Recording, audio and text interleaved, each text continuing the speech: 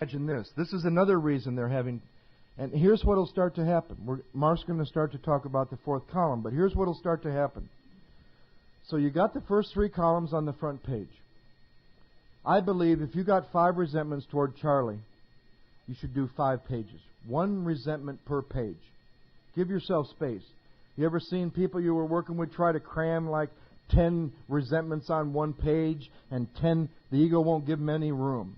They think like paper is gold or something, right? Just another piece of paper. I had to put all 10, cram all the third columns, because the ego doesn't want you to see nothing. Put 1 name and 1 resentment. If you got 10 resentment towards the guy, 10 pages. First 3 columns on the front, turn the page over, start to use the prayer. This is a sick person, like myself.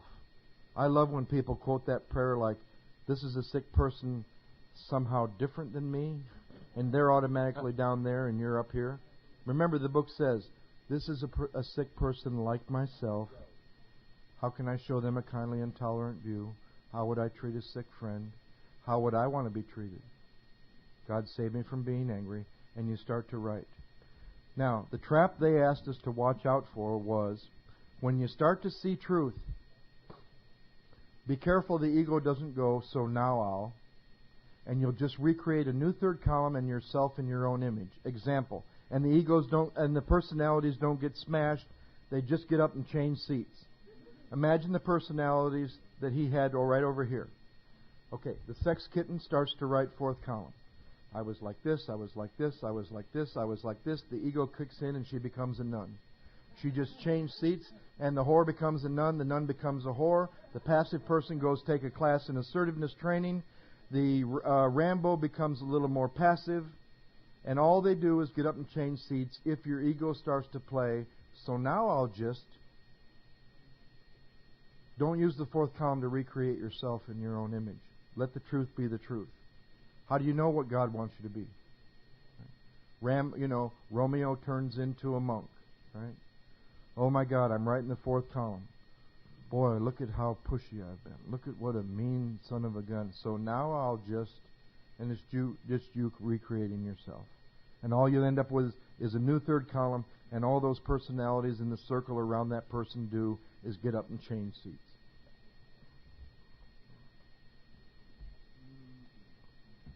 Talk a little bit about the 4th column, and I want to talk about fear and sex inventory. On page 67 in the 4th column, and actually I want to use that piece of inventory we looked at for Theater of the Lie.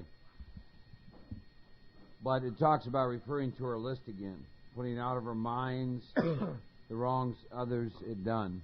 1st and 2nd column. We're going to resolutely look for our own mistakes, and pay attention to the word mistakes. That ties into an earlier statement about that person is perhaps spiritually sick like me.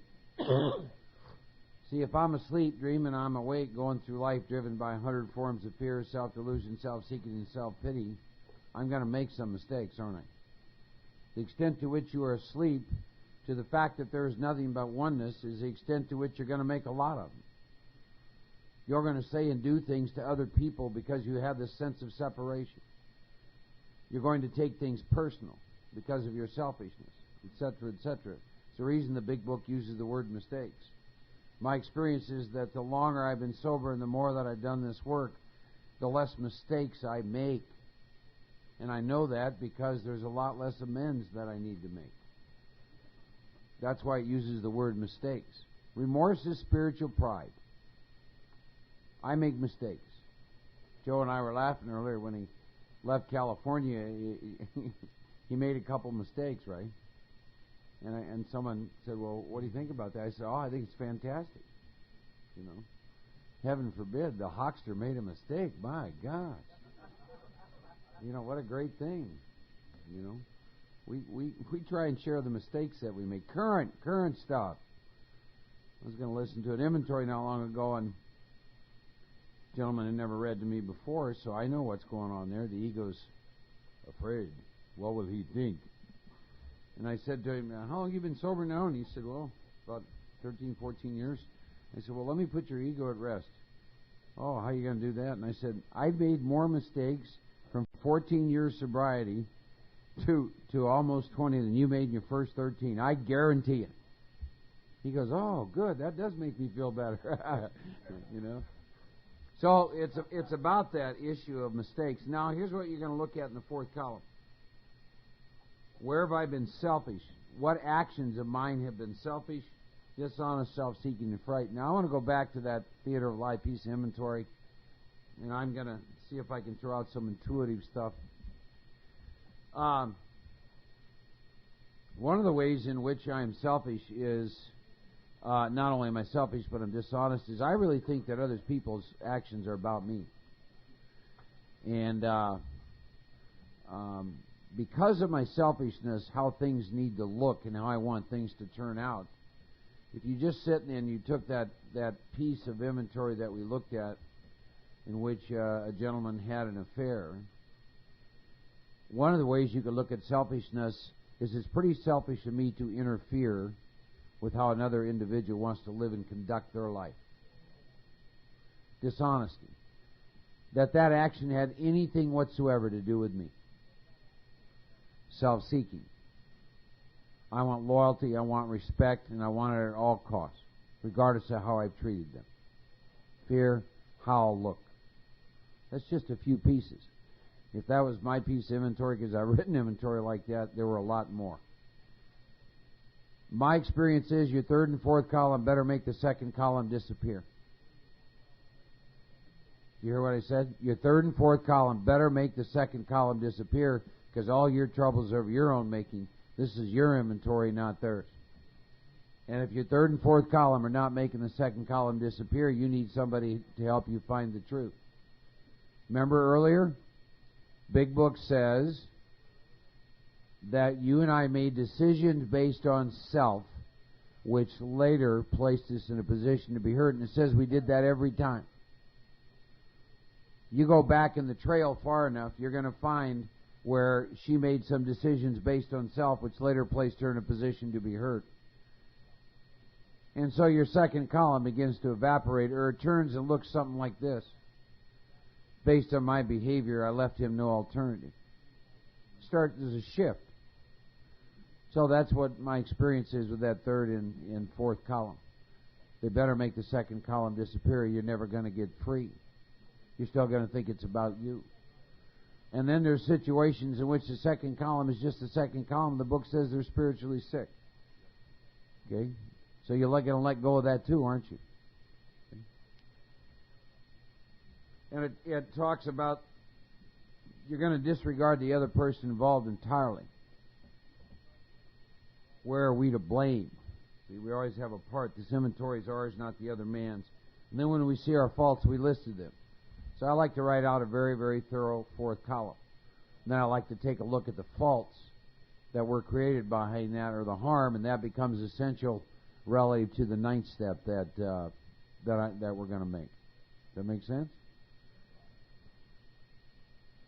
We place these things before us in black and white. We admitted our wrongs honestly, and we're willing to set the matter straight. I want to talk a little bit about fear. It's been my experience and the experience of every alcoholic I've ever worked with that the very fabric of our being is interwoven with fear.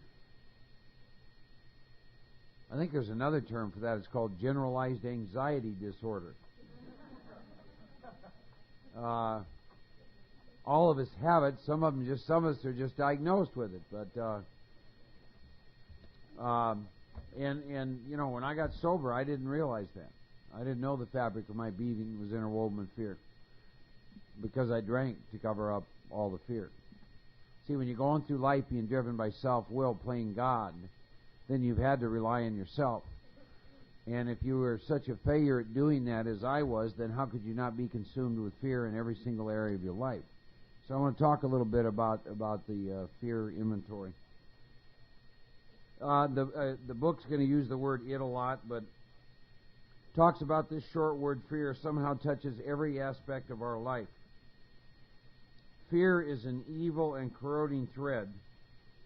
The fabric of our existence is shot through with fear. And I like to have people work with that a little bit.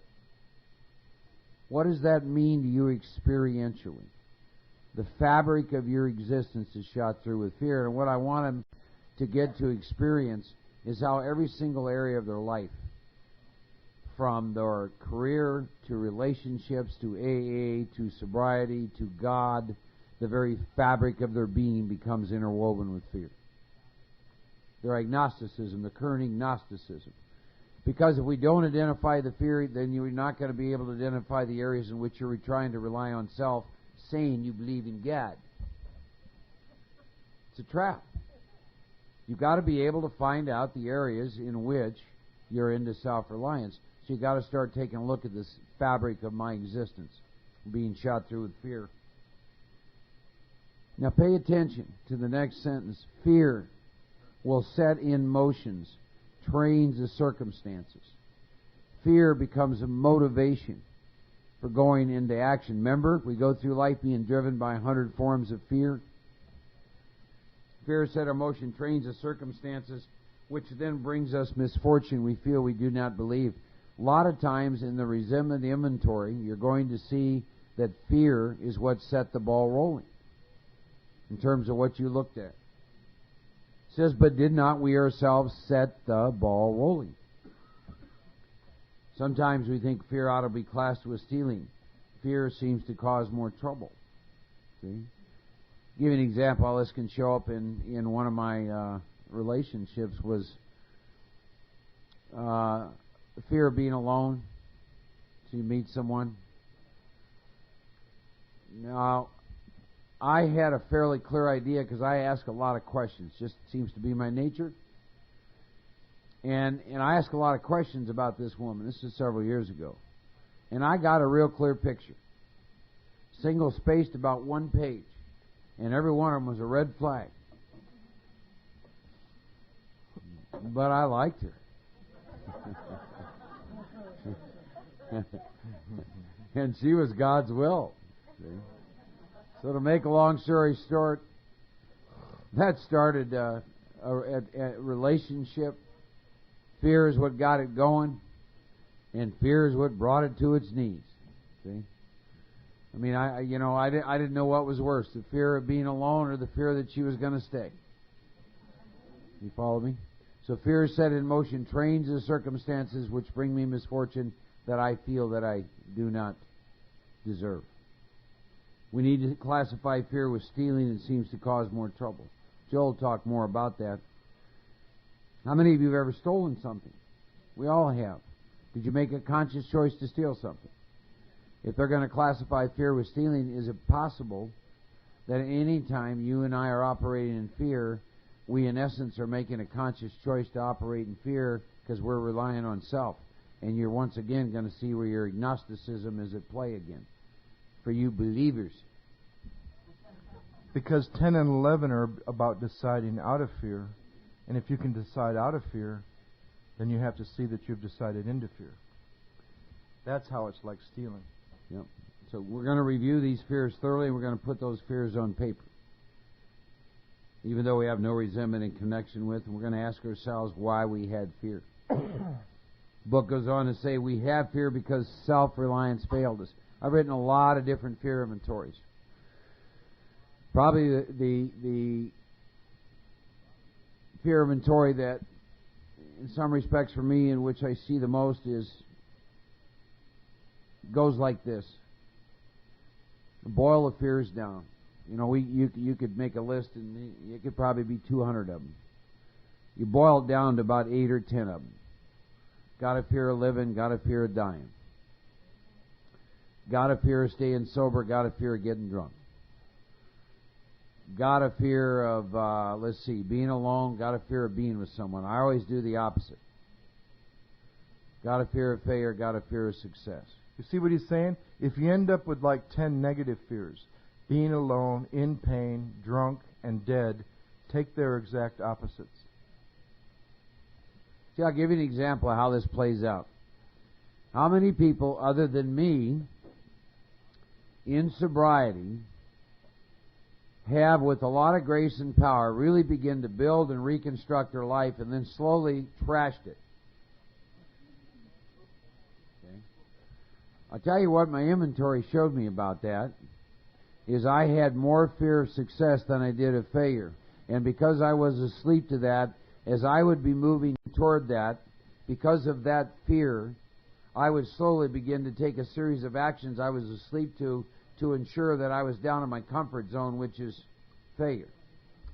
And I spent a long time being more afraid of having power than remaining powerless and irresponsible.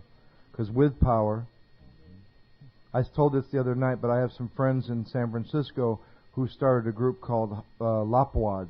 And I said, what the hell's a Lopwad? And they said, lack of power is our dilemma. I said, well, if you all keep doing the work, in a few years you're going to have to change the name of the group. They said, to what? I said, Hopwad. They said, what's that? I said, having power is also a dilemma. It means responsibility, commitment, honesty. We're more afraid of that than remaining irresponsible and powerless. So let's say that you put down, I have a fear of, well, let's just say being alone. That one shows up a lot, or being alone, abandoned, rejected. Those are the big three hit parade, I think. So let's say that I have a fear of being alone. Well, that's a whole other thing. But so that would be, I have a fear of being alone. Okay, why do we have that fear? It hurts, right? Causes emotional pain. Why else? Why else do you have fears of being alone? Huh? She said it feels like I don't deserve. Good. That's a good one. Looks bad? Oh, looks bad, right? Oh, you still don't have a mate, you know. Yeah, look like a loser. Okay, what else? I'll drink. See? I'm unlovable. Yeah. Oh, I'm unlovable. See, we're writing why we have this fear, right? The fear is, why do I have such a fear of being alone? Anything else? Huh? Yeah, I don't exist if I'm alone. Okay? That's a pretty good list of reasons for that fear, right? Why I have that fear. It's a fear of being alone. Then the book says, well, this is what you could call it a third column in the fear inventory. It says, wasn't it because self-reliance failed me? So here's what I like to do. How have I attempted to use self-reliance to treat this fear, to work with this fear? See? How have I used self-reliance? Playing God. And there's the hardest piece. There's the hardest one for me to see. Took a lot of work, a lot of prayer. God showed me. Excuse me. It's easy to see in your first 4-column resentment inventory that behind every resentment is really a mask to hide fear. So if resentment is a mask to hide fear, what is fear a mask to hide? Fear is a mask to hide that there's a lurking notion that you can rely on self where that fear is concerned. Just like we said with the first step. You go into the second step, afraid of drinking, there's a lurking notion that you can do something to keep yourself sober.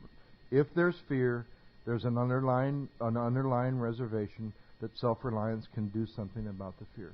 Mm-hmm. Fear is a mask Fear is a mask to hide agnosticism and lack of faith. And imagine this cliche that you hear all the time. Faith and fear can't exist in the same place. Isn't that amazing? The one time you really need some faith, like when you're in fear, it can't be there. Faith better be there when I'm in fear. Yeah. So you go back and so we've got the fears being alone, all the reasons why we have this fear. How has self-reliance, how have I relied on self to deal with this? Right? And you start to make your list. I make a ton of phone calls. I'm always starting and ending relationships. I have the TV on all the time. I have the answering machine all the time. I'm always in motion. I never stop. I'm going to meetings all the time, calling on the email. You go to one of those meetings where they have the, what is it called? The Amish format? I don't know. The free. Yeah, and spontaneous sharing. And there's a few moments of silence, and then somebody goes, I had to say something. I couldn't stand that silence, right? And so you roll that out, how you've been trying to rely on self to deal with this fear of being alone. And then you go on a little bit further, next paragraph says, perhaps there's a better way. I think so. For now I'm on a different basis. I'm on the basis of trusting and relying upon God. I'm going to trust infinite God rather than a finite self. I'm in the world to play the role that God assigns. And I've done this before.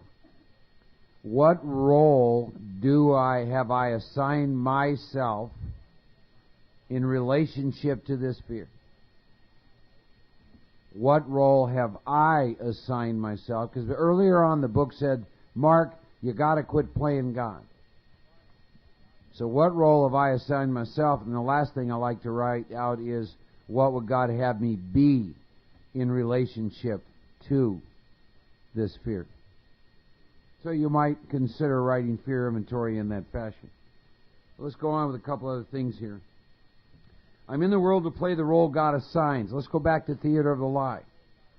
I submit to you that there's a state of consciousness in which she could still be in every one of those roles, but not attached to any one of them. Not attached to any one of those roles, but could still be those roles. In the world to play the role that God has assigned, but the role does not define her because she's experienced her true self, her beingness, her spirituality, if you will. And she's very clear that that does not define who she is. Why is that important? Because you and I live in a world of impermanence, in a constantly moving, evolving. You attach to anything except the moment, you will go through immense suffering. Immense suffering.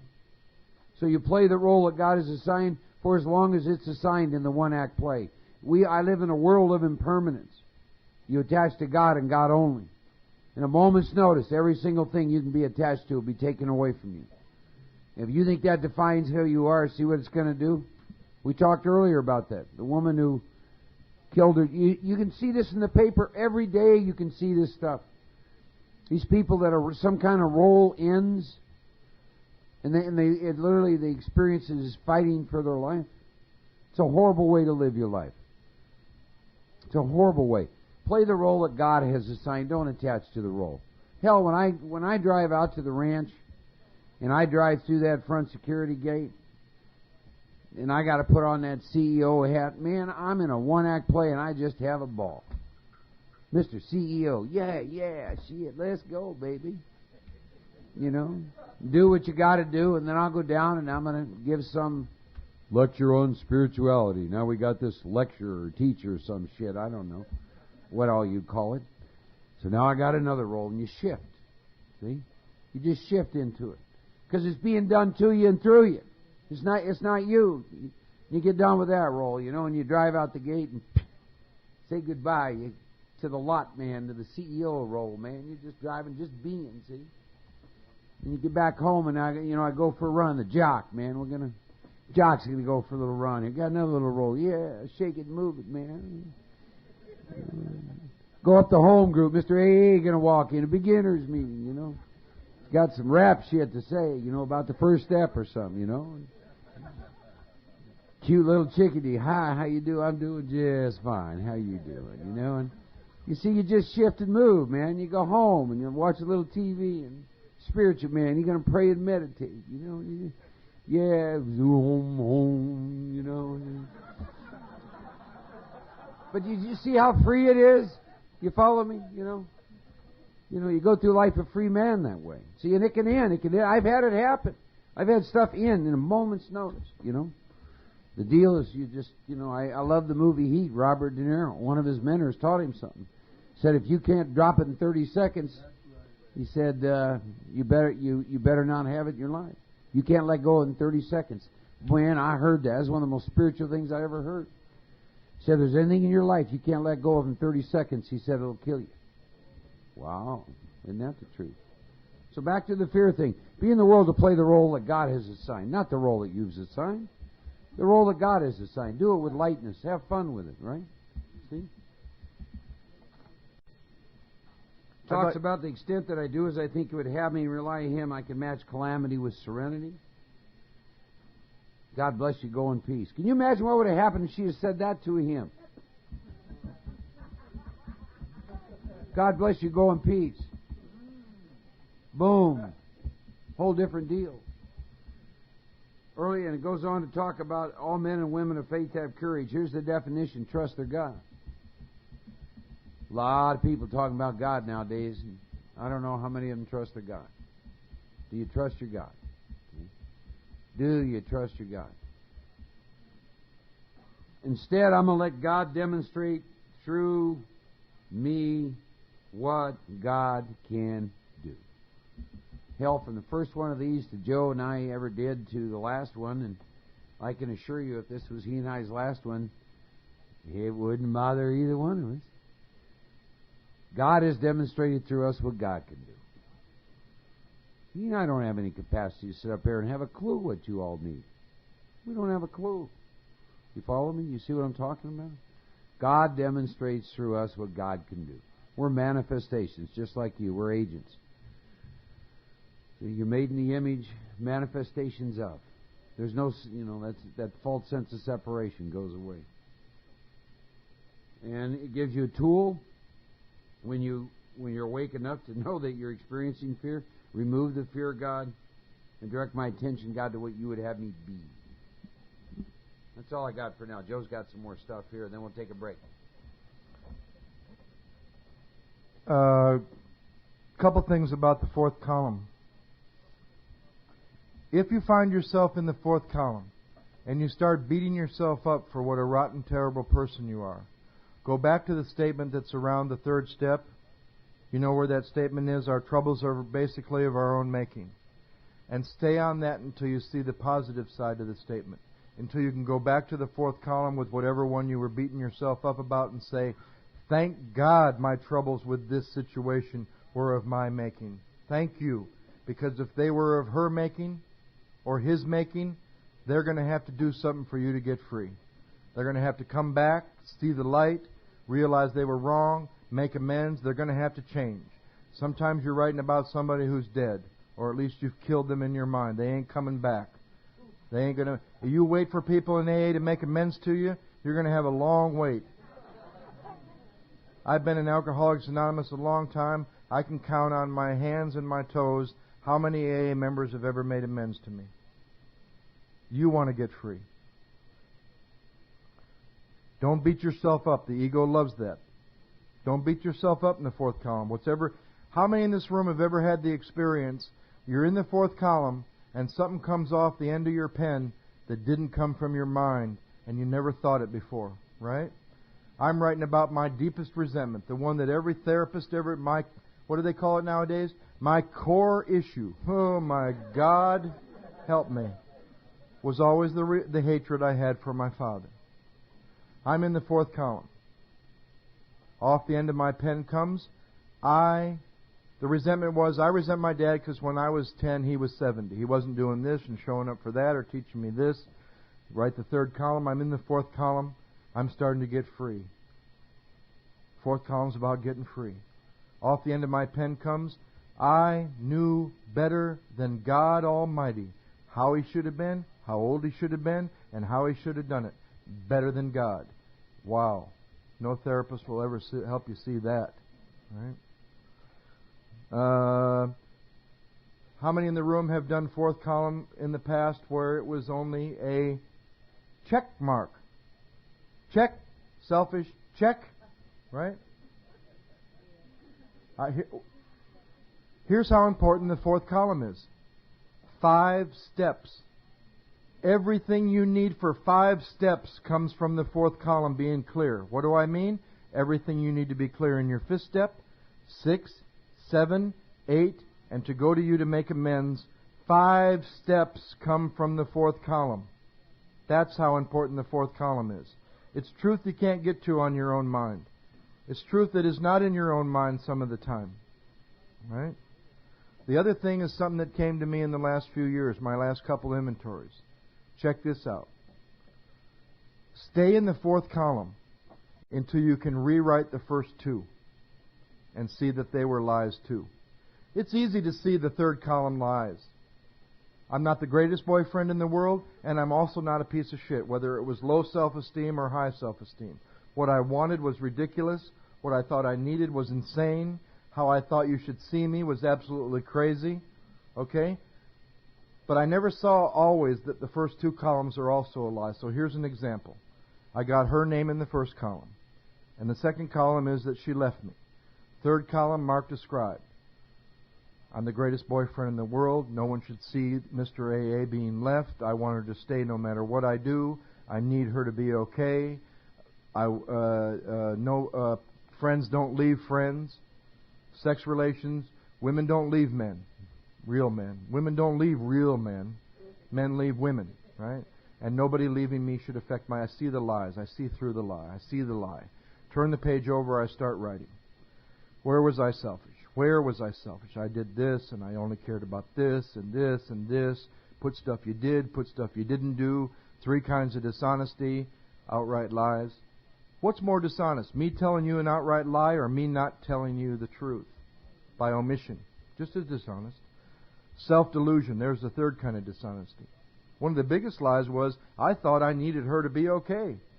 The third column, you'll find your dishonesty. Where was I afraid? And all of a sudden, my intuition goes, holy moly. You're not mad at her for leaving you. You're mad at yourself for driving her away. So what I do now is this. I stay in the fourth column until I can rewrite the first 2 columns. And so far in the last 3 inventories, they've only been toward 2 things. Either me or God. Then when I'm done and I have those at the bottom of every 4th column, what the real first and second column should be, I take those as a new first column, and I got about 10 toward myself. And I take the second one, which is God, and I got about 10 toward myself. And I do 4 columns on those, and that's an inventory. That's the meat and the potatoes of the inventory. That's the kind of awareness that lasts for about 2 days after a 5th step. And you've seen it before you even get to the 5th step. Take those 10 or 20. It's just 10 or 20 more pages of inventory. So here's the key. Stay in the 4th column until you can rewrite the first 2. It'll either be toward you or God. Take those 10 or so toward yourself and the 10 or so toward God. Do 4 columns on those. The third column of some of those will blow your mind. One of mine was, I want to drink and not pay any price. The other one was, I want to control God. Right?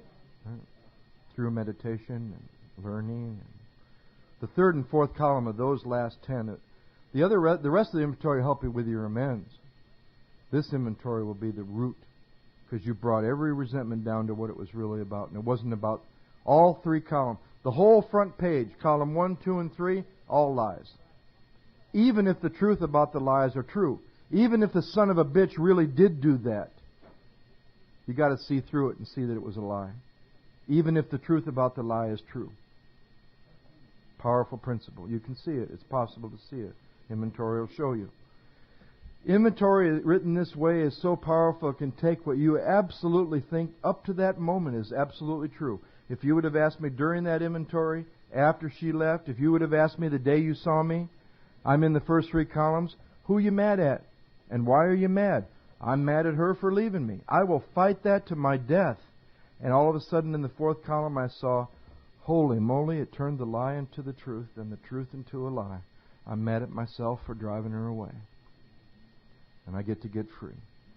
Sad thing is, when they tell you the truth will set you free, they never tell you just before it does, it really pisses you off. Right? Stay in the 4th column until you can rewrite the first 2. Now about sex. I'm really not the guy to be talking about the sex inventory. Mark is the expert on this one. But I've had some experience. Because the sex inventory ain't about sex. It's about subjecting each relationship to this test. It would be a very scary thing to find out that from the theater of the lie, we're going to talk about it in the fifth step, as these personalities slowly start to be smashed through a process of admission. Wouldn't it be really screwed up? And I hate to mess with those of you that have done a lot of work on your relationship. In a fit spiritual condition, if you know anything at all about equanimity, there is no such thing as a relationship when you're at one. Some people you're closer to, some people you know better, but there's nothing but love, compassion, truth, understanding. Relationships dissolve when you learn about equanimity. Right? There's no such thing as a relationship. We've seen what happens when you think there's a relationship. You ever gone home when you're in that third column state of mind, and you're with your mother, your father, your sister, your brother, and your wife, and you're in a room and all of a sudden you can't say a word? You know why? You got a different relationship with each one of them, a different role with each one of them, a different belief system with each one of them. But through the fifth step, and those personalities can be smashed, you'll find there's no such thing as a relationship. But we have to examine each relationship to see through the illusion of them. And it asks us to list the relationships. And then it gives you 9 questions. So I pray, the list comes. A woman blew my mind one time at a meeting. I'm in inventory. I've been doing the work for many years.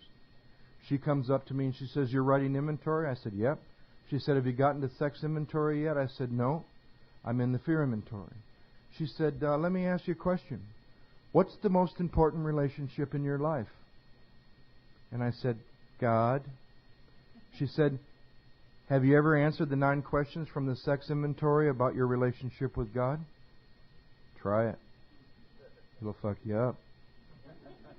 You'll see. The inventory will show you what you do with power, grace, and the love of God. What you do with it. Thank God that God ain't like most of the people that we are involved with. Because the people we're involved with, you know what they expect? And it's pretty healthy. She expects time, commitment, devotion, honesty. Boy, if my relationship with God was like my relationship with every woman I've ever been with and every human that I've ever known, I wouldn't be here today. He'd be pissed at me. Look at the time I give him. Look at the commitment. This inventory now is about what I do with power since my last time from 1 through 9. What I do in 10, 11, and 12 when I think I'm clear. Stay away from people in 10, 11, and 12 that know they're hot. You know when I think you're the hottest? The day you finish the last amends, you're conscious. You're untouchable. You're untouchable. Nobody can touch you. But you're open, you're wide, you're awake. Then you slowly start to screw up. That space between 9 and 1.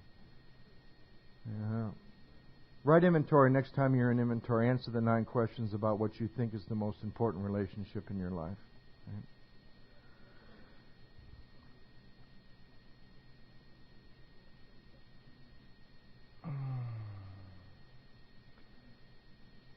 Answer the 9 questions from the sex inventory about your relationship with yourself. Put you and God on your amends list. Try to make amends to yourself in a mirror. Oh, it sounds simple. It ain't going to be like going to somebody that I ripped off or lied to 15 years sober until I got to doing it. Don Coyas asked me to do it. You know what it was? It was the last one on my list. I couldn't bring myself to sit in front of a mirror in prayer and meditation and make amends to myself for what I'd seen in that 4-column inventory where they all came down to me and God. And then to sit in prayer and meditation, make amends to God, and ask what I can do with this relationship I say that's so important.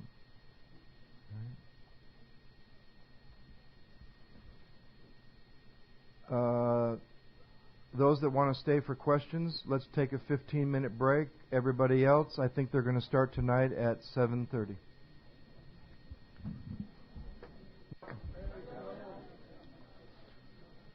How about a few questions about step 4? As far as I know, they're going to. Is Bart or Rick here in the room? And they're starting tonight at... I think they're starting tonight at 7:30 with Mickey and Chris. What else did I want to say? 7:30 tonight? They're starting at 7:30. Okay, let's go ahead. Any questions about step 4?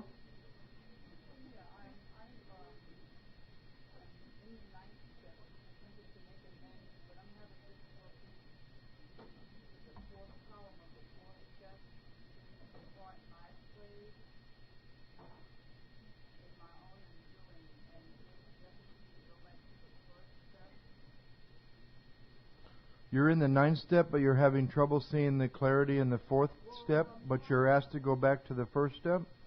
Where's your sponsor? Is it Sydney or Loretta? Go to the person and ask them. We always think the most important thing is for us to be clear on what we did. The most important thing is for us to be able to be humble enough to ask them, what did I do that hurt you? Go to the person. Ask them. Tell them why you're there. Ask them what you did that might have hurt them. But what my major problem I find is being honest with myself. About? Coming out of denial about the part I played. The 4th column of the 4th. The part I played, what I did. Yeah. Because I draw a lot of attention to pointing fingers at other people. And I know that it's me, but I have a hard time seeing the part I played. But you're in amends? Yes. And you have the list? And you have their names? Let them tell you. Do you have some clarity about your part? Your selfishness, dishonesty, fear? Okay. I'm feeling now that I have to do this perfectly. And I don't believe it. Which stage character is saying that? Yeah, well, get rid of that one. Somebody... Real quick. This is my only comment on perfection. If it's perfect, it's dead.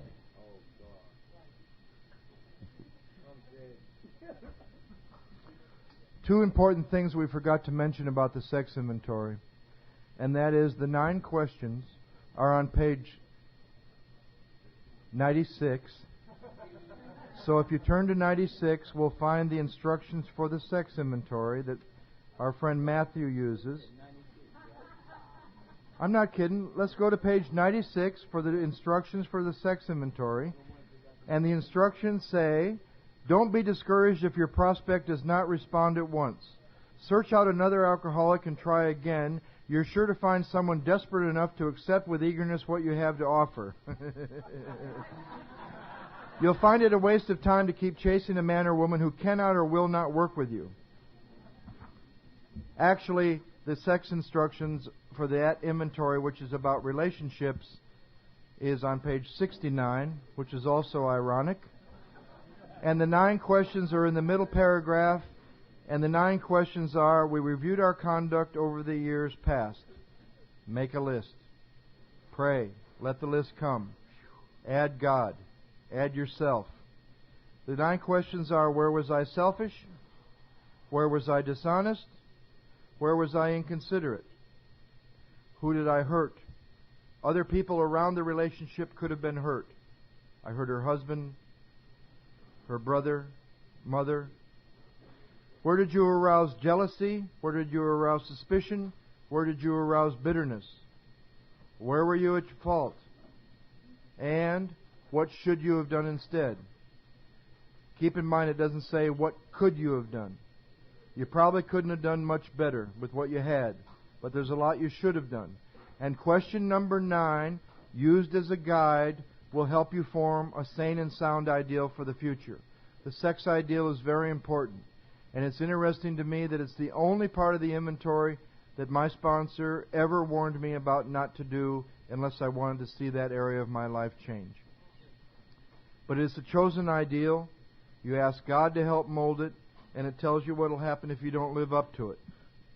Don't try to set one that would be appropriate for a monk. or a saint or a nun. Make it honest. You want to be monogamous? Make it part of your ideal. You want to have fun and date? Make it part of your ideal. Make it an honest, chosen ideal that you can ask God to show you what's in your heart. Any other questions about inventory? Yeah. You had mentioned the movie Heat, and you said that they said if you can't let go of something in 30 seconds, it will kill you. How does it apply to the fourth section? What did you mean by that? All right. Let me read you something. Every piece of inventory that I have ever written, I have written behind an attachment. So I want to read something to you to give you an awareness of this. See what he's talking about. Do you have any attachment, people or things that you falsely believe you cannot be happy without? Make a list of them right now before we go on to study how exactly they're going to blind you.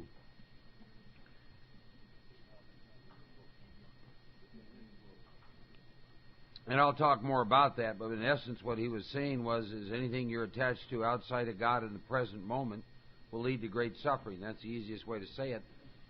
If you go in and look at your inventories, your resentment inventories, I promise you, whatever you've written in whatever name is behind an attachment. Whatever fear you write is behind some attachment. You have fear that you're not going to get it and that you need it. And your sex inventories are normally about attachments. Defined attachment as an emotional state of clinging. I always think of a leech when I think of that. Based on a belief system that I need something or someone in order to be happy and okay. So that's what he meant by that.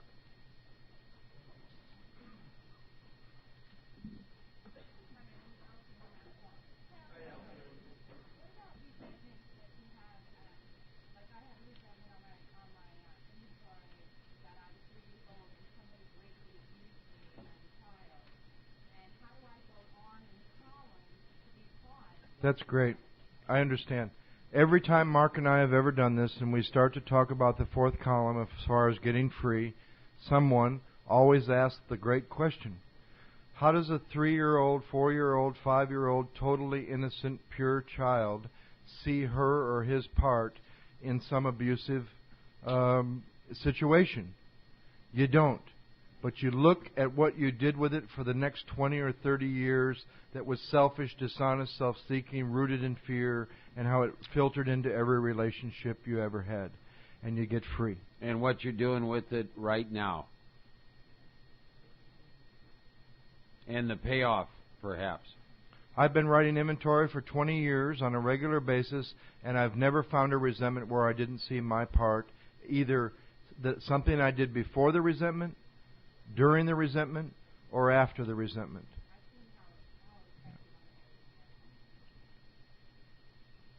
This, yeah. I'm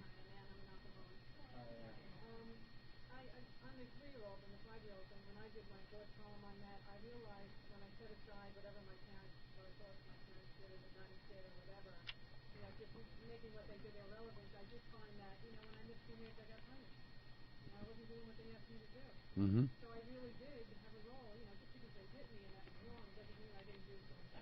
Yeah. If that helps anybody. Right. I saw where I was not the daughter I was supposed to be, the student I was supposed to be. She was saying that when she saw her part with not so much sexual abuse, but with being punished by nuns or parents or teachers or whoever, she did see her part that there was things that she did to break rules that led to... On the fourth column, when I've been through a lot of these things, and sometimes I hear 5 things, 6 things, 7 things. When it talks about where are we to blame and our fault, is that just the same thing? What did I do? Yeah, I was selfish, and how did I act out in those Yeah. characters? They're great questions to use, but they belong somewhere on there. And a lot of people, something will come up that doesn't exactly fit under selfish or self-seeking or dishonest or afraid, like things they specifically did, fault, or the other one you read. They can be written there somewhere. The fourth column is just about getting to the truth. Yeah. I seem to have this problem with recurring resentment, the same resentment that when I get through the fifth step and I'm relieved, but then within time the same old thing pops up again. And is that just a function of not having been thorough enough? All those go-rounds? She's asking another familiar question, that there's recurring resentments that show up on inventory after inventory after inventory. And my bet, which I guess would be a question to you, is I bet that attached to those resentments that keep coming back are unfinished amends. Has been my case. When something shows up, there's an unfinished amends connected to that resentment. Only guessing. Did you make amends?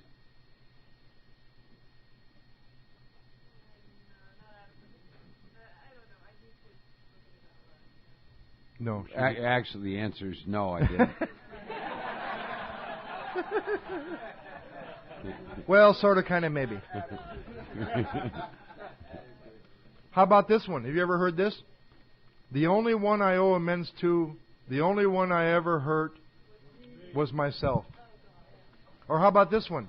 My sponsor told me to make living amends. Right? I heard a guy say one time his sponsor told him to go to the top of a big mountain, make amends to the universe, and then he'd be done. Question. I Oh. don't know if you've ever had this experience, but this happened to me recently, where a fellow AA member, fellow home group member, someone I'm close to, called me not to make amends with me, but to explain to me her resentment. She said very quickly, I don't know if you've ever had this experience, but someone in my home group called me to ask me if I had, what was it? She didn't call to make amends to me about a problem, but she called to explain to me all of her resentments about how I wasn't fulfilling my part of the... Oh, someone called her under the guise of amends and did nothing but explain to her what she had done to She all of her reviewed. resentments. She reviewed her second column of you. You should have said, thanks for sharing your second column with me. If you ever get a fourth one, call me back.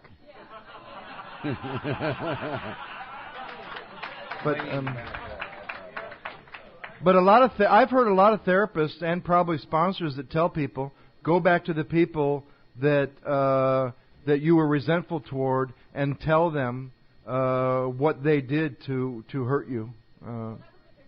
Yes, there was a lady there.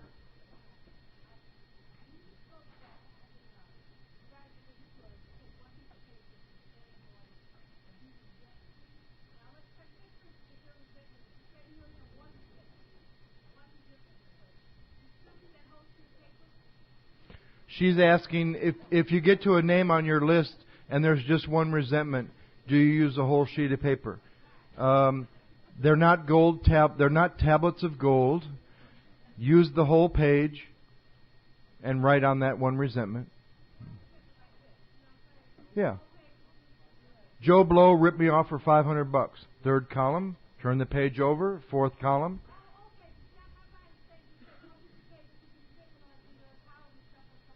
No. One piece of paper for each resentment. Column 1, 2, and 3 on the front. Turn the page over. Column 4 on the back.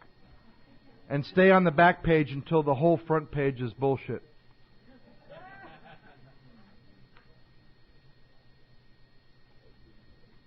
And then the fourth step has worked, because it's turned what you thought was the truth into a lie, and what you thought was a lie that you had anything to do with it into the truth.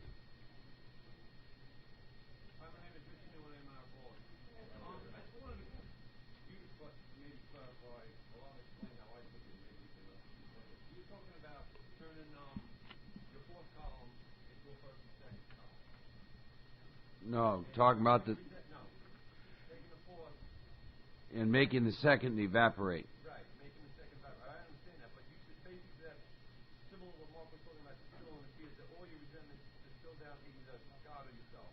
Yeah. Which I truly believe. I mean, I can Yeah. see the hand God dealt me, I was pissed at. Yeah.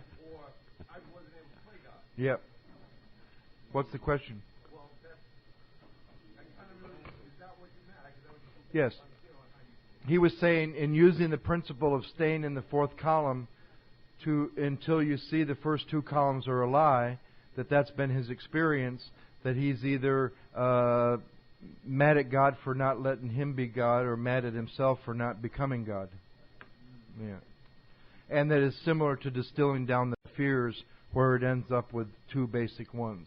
And whatever fears you distill it down by doing 4 columns on the final 10, like 10 positive ones and their opposites, you'll get down to 2 fears. They'll change a little bit each time through the work, but what they'll come down to is whether to die an alcoholic death or living on a spiritual basis are not always easy alternatives to face. That's the bottom line of the fear inventory, for me, most of the time.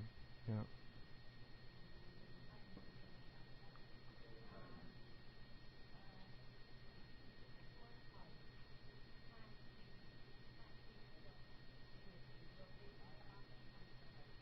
Aye, lassie. Where are you from? Where are you from? Scotland? Dublin. Oh, What was the question? I was so caught off in that wonderful accent. I was like that.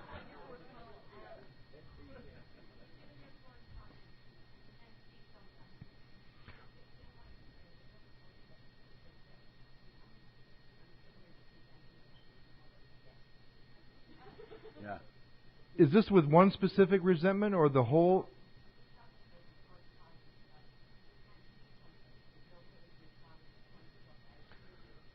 She's saying if the 4th column isn't clear and you haven't seen your part, is it okay for the person that's hearing your 5th step to help you with it? It's of course, absolutely, yeah. Yeah, the big book says that's life and death. You better have someone sitting across from you who understands that line in the big book, that it's life and death, and the 4th column is a key part of that. Where you're at fault, there will be no freedom. It's the death of the ego and life of the spirit. So. Sure. Was it? How can someone else see your truth to you? Someone told me that I am unable. I need to pray. Since I'm unable to get honest, I need to pray for God to help me to become honest. How can I see my truth if someone else is pointing it out for me?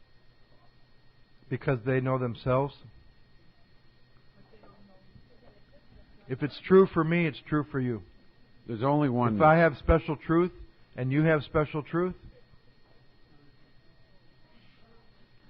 She was saying, based on her question, how can someone listening to your 5th step help you see the truth? Because they've had their own experience. Is it always going to be true, everything they say? Are they going to know the truth the way God might reveal it? No, it's going to be helpful. It's going to be helpful. That's why the 5th step says we admit it to God, to ourselves, and to another person. Mm-hmm. I was told that I was unable. I had the inability to be truthful, so therefore I need to pray for that to happen. Absolutely. I can't get to the truth in the 4th column if something hasn't happened in 1, 2, and 3, and God reveals it to me through prayer. And I need someone else. The ego balks upon investigation. But just because the book says in the middle of the doctor's opinion that we can't differentiate the true from the false doesn't mean that condition doesn't change when it comes time to see the truth. That'd be like saying everything that's true in the 1st step is going to be true when I'm in a recovered state. No. I'm given power. I'm given power. In the 11th step, I'm not the same person that started 1. The person that started 1 will drink again. The person that started 1 can't get to the truth in the 4th column. But all of a sudden it was there when I got to the 4th column. The person in the 4th column can't go finish those amends. Mm-hmm.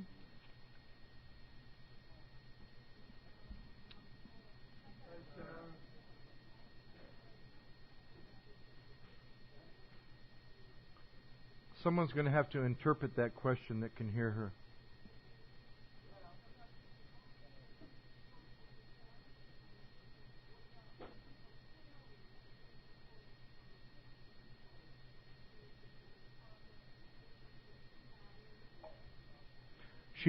She asked about destroying an inventory when it's done or comparing it to past inventories.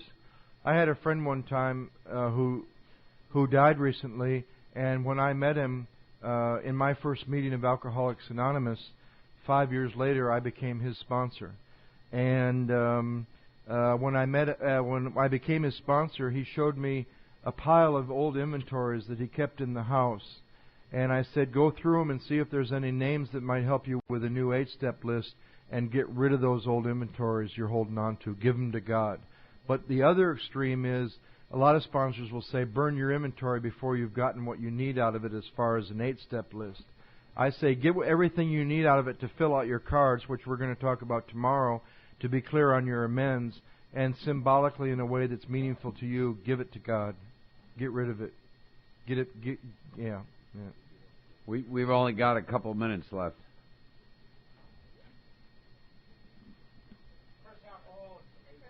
It talks about in the book about we have no opinion on sex. Can you clarify what that means? And what is that? We have no opinion. That isn't what the book says.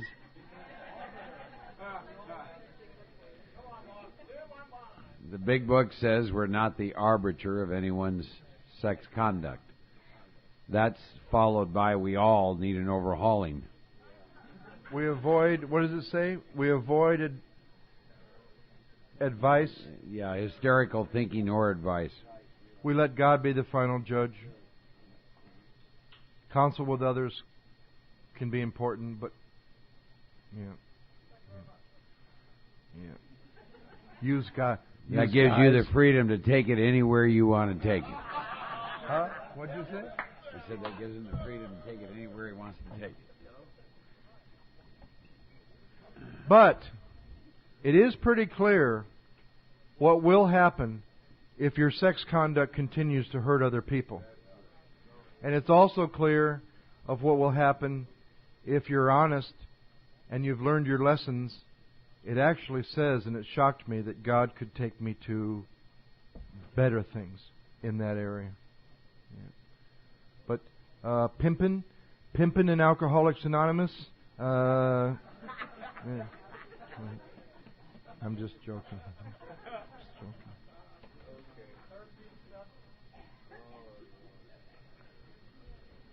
13 stepping.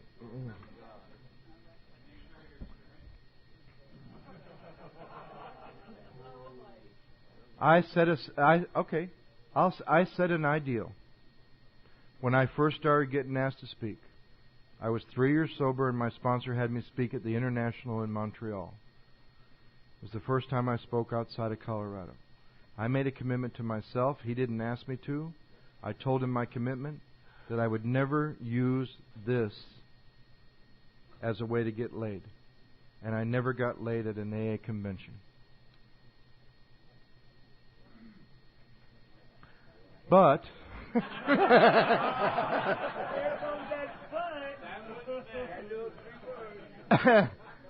in my first sex inventory, I had 2 women pregnant. One I had been with a few months earlier, one I was currently with. I slept with my first fiancee's sponsee while she was gone to California. The only 2 times I've read my lover's inventory, the relationship ended within 2 weeks. I don't know if there's a spiritual principle involved in that, but I have a slight idea that I probably would never read anybody's inventory again. And I do happen to remember vaguely that while Mark was in treatment, there was a beautiful woman there that I was helping with the program of Alcoholics Anonymous by taking her to meetings, and we had an affair, and she got pregnant, and I said, why don't you have the baby? She said that might be a little complicated because my husband had a vasectomy, and the treatment center almost got sued, and ever since then I've been a saint.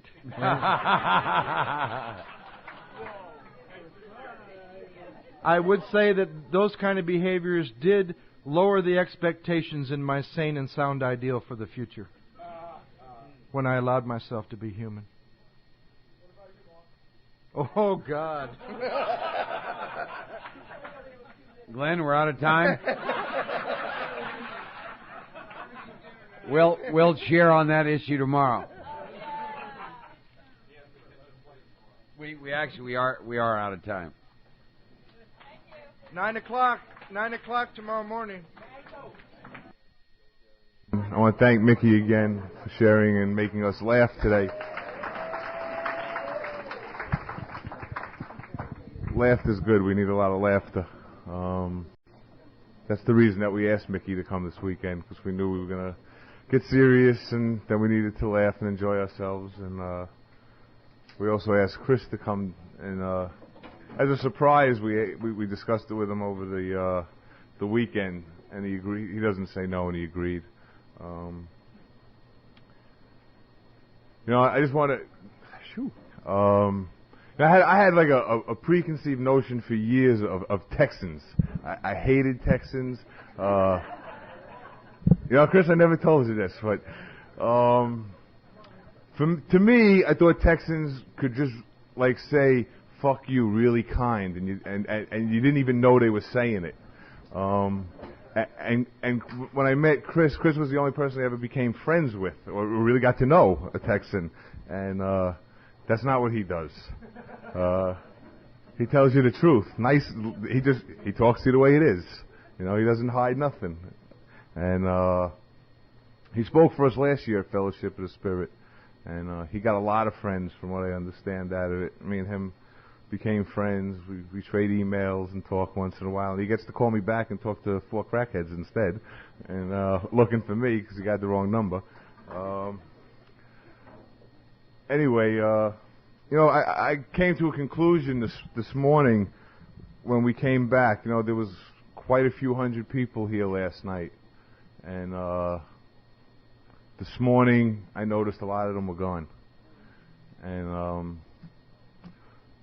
I thought Mark and Joe were very calm.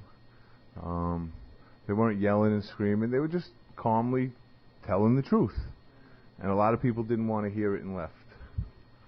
Chris, on the other hand, is very passionate. And he tells the truth. And the same thing happens. It doesn't matter how you tell the truth and who you are. God assigns you a role and you play it and you tell the truth. And some people stay and some people go. And Chris has his way of doing it, and makes me laugh. And I love Chris, and I want to thank him again for agreeing to share with us tonight and bring him up. Chris from Hunt, Texas.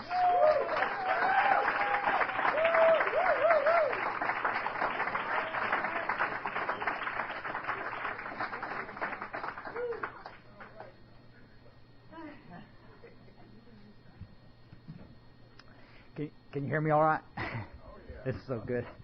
My name is Chris Raymer. I'm a recovered alcoholic.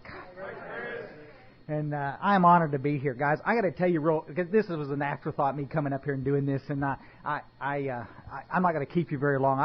I'll try to make this about 30 minutes. And I just want to visit with you a few minutes.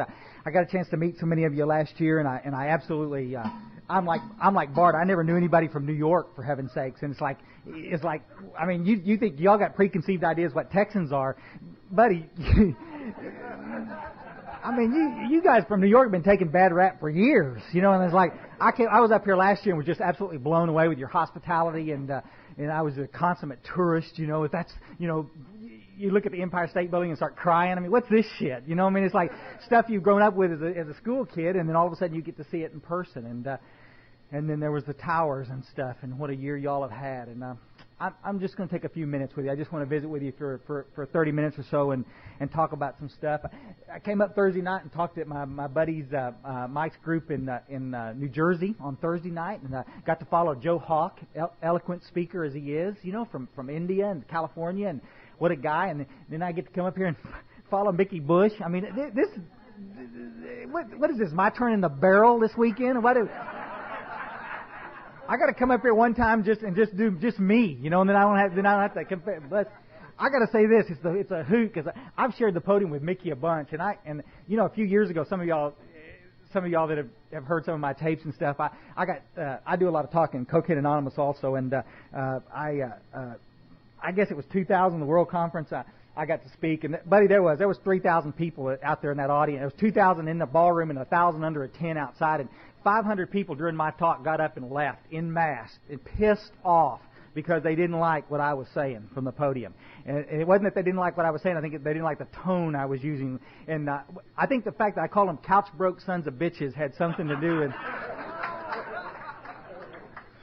But I took a lot of scalding from it, and I'm telling you, and I made amends where I needed to make amends. But I mean, the truth of the matter is, we've got some problems in Alcoholics Anonymous, and we've got some problems in our sister fellowships of Narcotics Anonymous and Cocaine Anonymous. The problem is that a lot of people aren't getting sober with a message that we should be all getting to hear. We're not hearing, and that's where I was coming from that night. But anyway, when I took so much heat for that nonsense, I got to tell you, it was Mickey Bush. It was right there on my doorstep the next morning, telling me how to carry the cat. I mean. You think it's one thing to come up here and share. Somebody says, boy, you must really love this. I've said this from the podium before, and I just need to say it again because I've got so many friends in this audience. I love seeing you guys and hugging your neck and being a part of your lives. I hate to speak from the podium because I can't seem to quite get it right. Because when I talk, my intention is every time I come speak, I want to come up here and tell you a few stories, entertain you a little bit, talk to you about my recovery, and then leave. But it's like I get into this thing about 10 seconds, and God kind of kicks in, and it's like, and I start talking. I'm a product of a fellowship that nearly killed me, trying to help me get comfortable in this fellowship. They forgot to tell me how to stay sober. It's just exactly what Mickey was saying. It's like we were so busy with the chicken shit one-liners that we couldn't get down to what the message was about. This message is about having a spiritual experience and getting connected to God. And we're too busy trying to water it down and make it palatable for everybody to get comfortable at. But I nearly died of a fatal illness. And so I come up here and I try to talk to you cats about this, and I want y'all to see where I'm coming from. I'm going to get fucking whiplash from doing this tonight. It's like, could we have done this? Could we have done this any different? It's bad enough with one fucking eye in here, and it's like... God damn. Mickey, you watch that side of the room for me, okay? And I'll watch this side of the room right. I'm just another story. I know, really. I absolutely love Alcoholics Anonymous, the 12-step meetings. I love Cocaine Anonymous and Narcotics Anonymous. Guys, it's the only game in town. I talk a bunch of... I do clerical work for a treatment center, so I get to see that into the perspective. I get a lot of people want to come talk to me. I made a lot of friends with y'all last year because I'd worked in the industry and we stayed connected. And in fact, the truth of the matter is this: that there's a lot of good things come out of treatment centers. There's a lot of great therapy and a lot of cool stuff happening out there. But our success rates suck, you see, and our success rates should be better if we could get that. See, what happens to us is that we send people out of our treatment centers and we send them back into a fellowship. Now, if we're lucky enough to send them into to some of the groups like you guys go to, where they're actually carrying big books and doing the work, these cats stay sober the rest of their lives. They have great lives. But if we send them to meetings where all they want to do is sit around and piss and moan about their problems, they don't stay sober. And see, that's my job. I do the clerical work. If we get 1,000 people through this hospital that I work a year, and my department, there's 4 of us, and that's all we do all day long is call these cats, hey, hey, you still sober? Buddy, lay the crack pipe down. Talk to me just for a few minutes. Let's wrap. Let's visit just a little bit. What happened? And it's like, it's the same story. For 9 years I've been hearing this. Now, guys, you can get twisted about this if you want to. I mean, this is my nickel. I'm up here for free. Nobody's twisting my arms to do this. You just need to hear this. If it wasn't the truth, I wouldn't be risking my friendship with you to tell you about this. The people are not staying in the fellowship because the fellowship is unfucking palatable. Well, we need to. It's the truth. We can't keep the young adults in the meetings because there's too many people telling war stories that they can't identify with. We can't keep the women, the professionals in the fellowship because there's too many people using it as a process group. Alcoholics Anonymous is not now, nor ever was, a process group. This is what scalded them in Phoenix. Because everybody thinks that what I do from the podium is that I make fun of therapy. That's the last thing I want to do. But there's 2 separate things. I'm a product of some great therapy. I went through a little... This time last year when I was here, I was married. And I'm not married today. Buddy, don't you think I went through some therapy around that? You know what I didn't do, and I made a point not to do? Was walk back into your recovery meetings and spilling my guts about that cheap shit. Because it had nothing to do with you staying sober. Ain't that right? I just said it. It's the most controversial thing I'll say from the podium, and I'm going to try to go through this real quick. But I got to say point blank. It's really disrespectful, I think, when we go into meetings and just dump shit on the table and expect the room to clean it up. And it's like, I wish I could remember her name, and I don't, she was saying, what's your name? Michelle. And we were talking earlier, and we were talking about this business, about this in the meeting. Is that the problem is that not that any of us want to be abrasive or abusive. It's that we all have a tendency to want to walk on eggshells and be very gentle with the newcomer because we don't want to piss anybody off. But you know, at what point? I said it last year, and I've said it 1,000 times. There's a little article in Box 459 years ago, and this lady in this thing said, at what point does live and let live become apathy?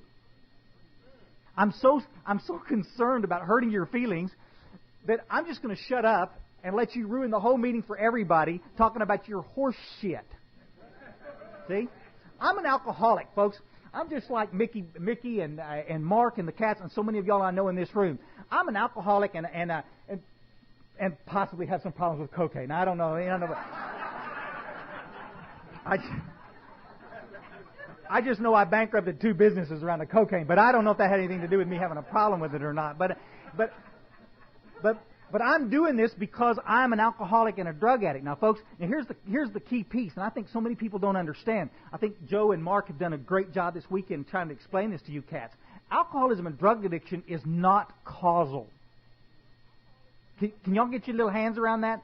Alcoholism and drug addiction is not causal. Nothing out there is causing me to be alcoholic and addict.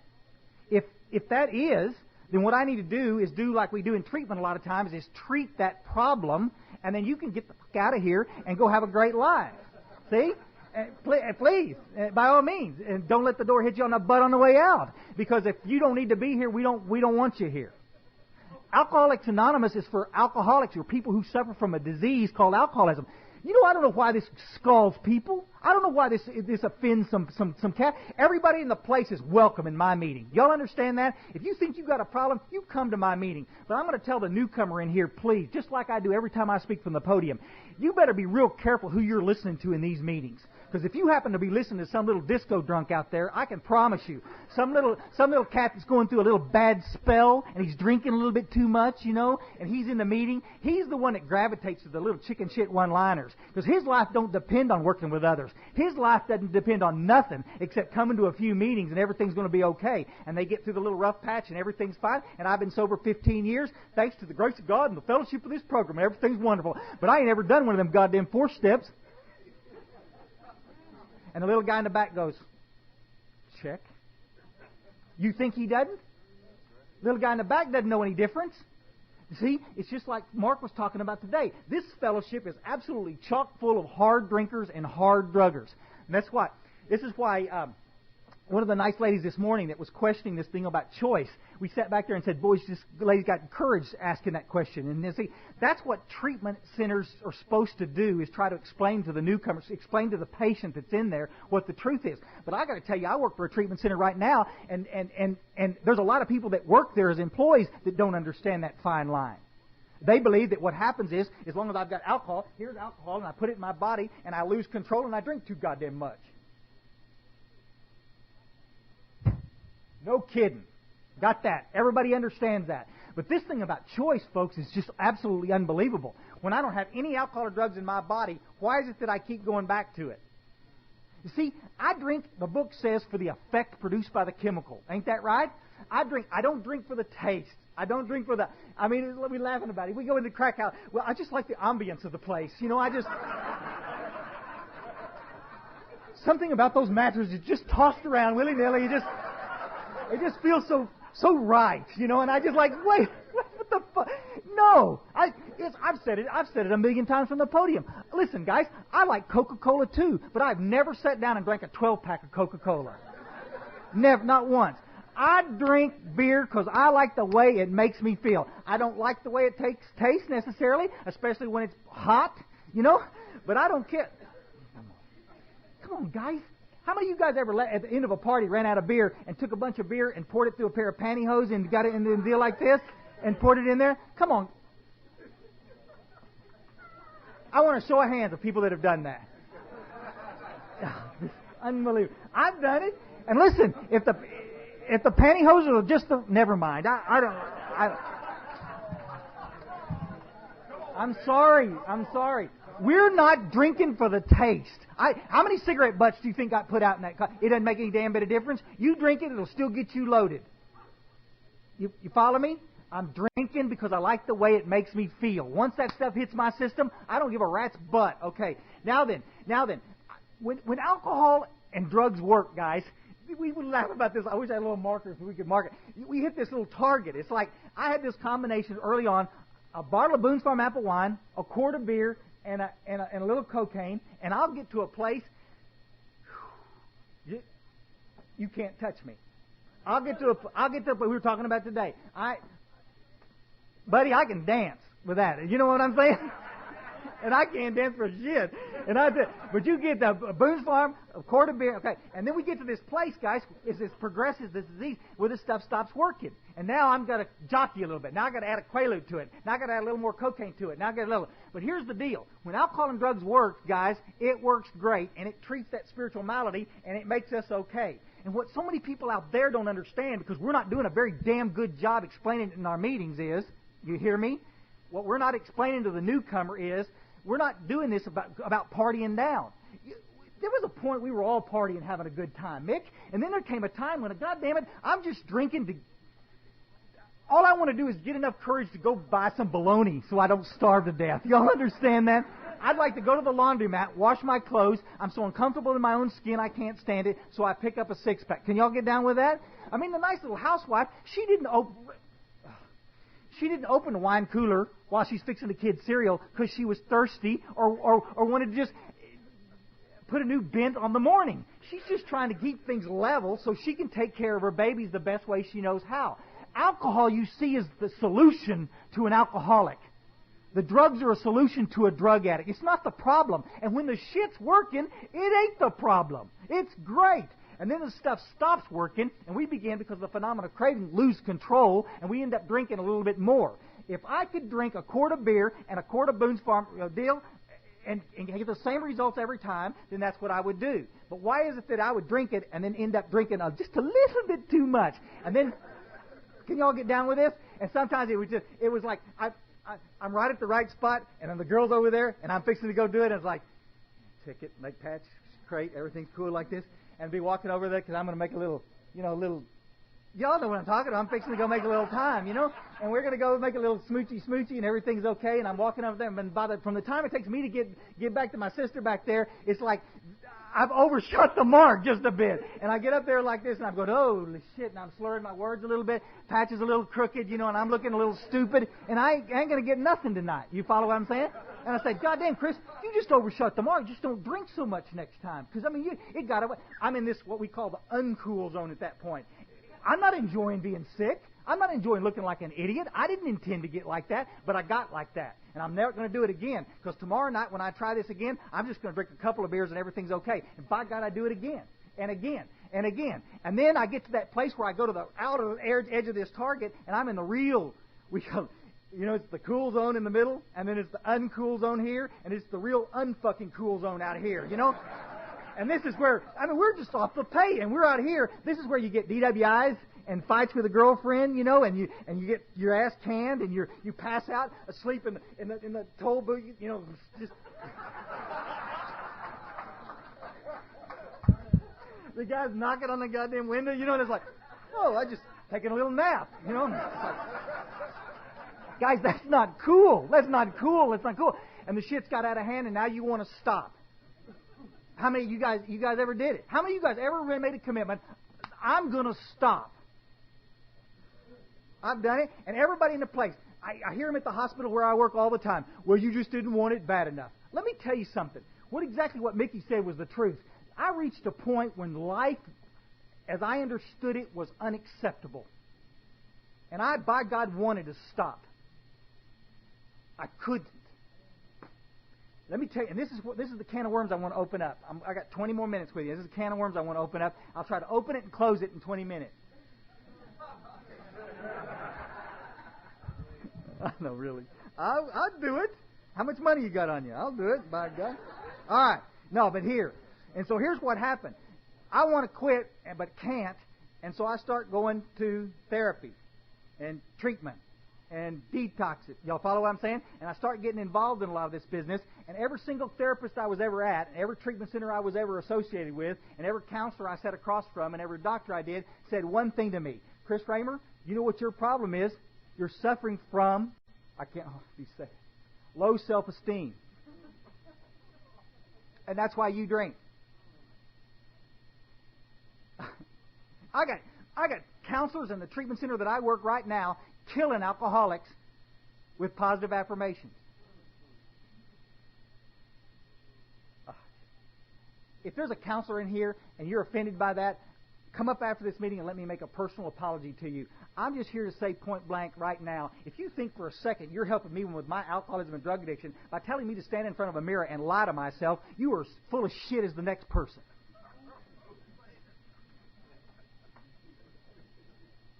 I am a good boy. I'm a happy child of God. I am a good boy.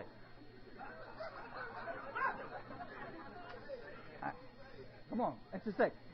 Guys, it's just like we've said it. We've laughed from the podium 1,000 times. It's like me standing in front of a mirror and say, "I do have a big dick. I do have a big dick. I do have a big dick."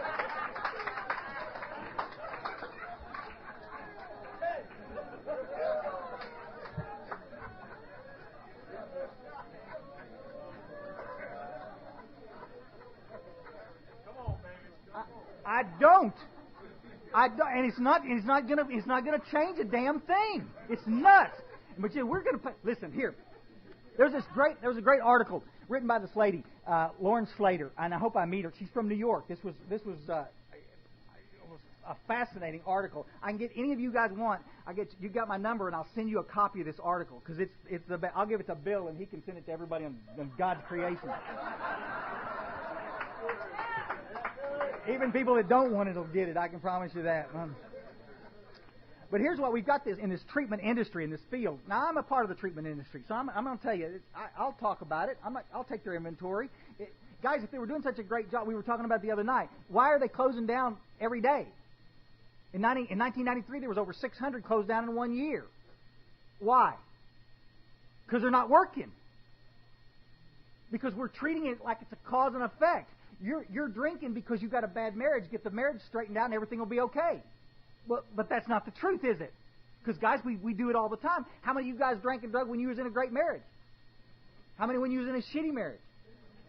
How many when you had a lot of money? How many when you had no money?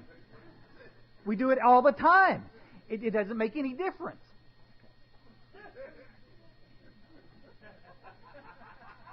I got two guys right here.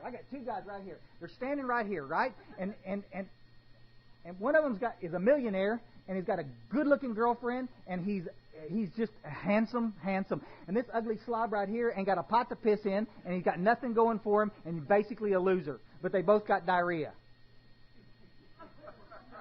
You follow me? And somebody wants to come up and say, "You got diarrhea because you make too much money." Is any going to buy that weak shit? But yet we'll take our professionals who are alcoholics and say that they're alcoholic, they're drinking too much because of the profession they're in. That is absolute horse shit. I don't know how we can be any clearer about this. Absolute horse shit. You're drinking because of Vietnam. You're drinking because of the molestation. You're drinking because you're black. You're drinking because you're white. You're drinking because you're gay. You're drinking. If you are, go find a good therapist, work through it, and get the hell out of here. This is the truth. Do you have a disease? Alcoholism and drug addiction is genetic, folks. It's genetic. And it doesn't make a damn bit of difference what you've been through. Do those things affect you? Yes. Do they need attention? Absolutely. Let's absolutely. Good therapy is the best. But guys, I'm a product of great therapy. I did therapy for 10 years. Every single year I was doing therapy. Did it stop me from drinking? Not a bit. We're trying to treat a disease that can't be treated by human aid. The book says it in the ABCs, doesn't it? That no human power could relieve what's wrong with me. But we're going to try it, aren't we? We try it in therapy, we try it in treatment, and then we come into the meetings and we try it in here. What is a meeting? Human power. If you're using the meetings as a dumping ground for your shit, I'll say it again. I may say it again before I close. Shut up. Stop it. Quit. Don't do it. If you got to do it, at least make sure I'm not in the room. Let me cut to the chase here. This lady's article was so good. Basically, the article is that self-esteem is overrated and suggested it may be the culprit, not the cure. We've been spending all this time and money trying to build people up by giving them these positive affirmations even when they don't deserve it. You're a great child of God and you're a wonderful person. No, you're not. You're a piece of shit. You've stolen all your life. You've hurt everybody that comes in contact. Come on, guys. That's what Alcoholics Anonymous did for me. It allowed me to grow up and become a man finally. And I got to tell you, at 35 years old, it was a bitch to finally realize that I was not the most wholesome person in the world. Here. Don't start it. Let me see if I can find this little piece here. You got to read this article because she gets in there and cuts to the chase. The problem is, he says, perhaps these researchers are saying pride really is dangerous, and too few of us know how to be humble. Humility is what we need in this program, isn't it? Isn't that what it says? But we're going to build you up. See, this humility is the last thing we're going to get. But that it most likely not the entire reason for ignoring the flaws. Look, sometimes self-esteem can be as bad as your health, bad for your health. There is always market forces and are formable. The psychotherapy industry, for instance, would take a huge hit on self-esteem if self-esteem were to be re-examined. After all, psychology and psychiatry are predicated on the notion of the self, and its enhancement is the primary purpose of treatment. You follow me? That's why you go to treat. Look, here's the next line. It's not by means of saying that mental health professionals are trying to screw you around here. I'm paraphrasing.